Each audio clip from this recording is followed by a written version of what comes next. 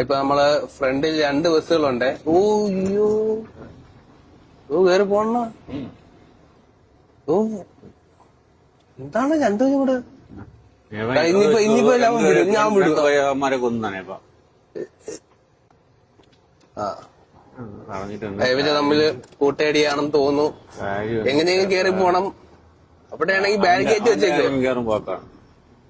രണ്ടും ഇവിടെ കിടന്ന് മത്സരിക്കുക അണ്ണാ. Live show. പ്രൈവറ്റ് ബസ് ഞാൻ കയറിപ്പോയി കേട്ടോ. KSRTC ഇത്തവണ പരാജയപ്പെട്ടു.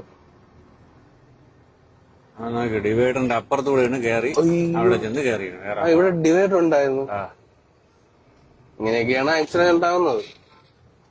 ഓപ്പോസിറ്റ് നിന്ന് വണ്ടികളെയൊക്കെ അവസ്ഥ ജീവനും കൊണ്ടാ ഓടുന്നത്.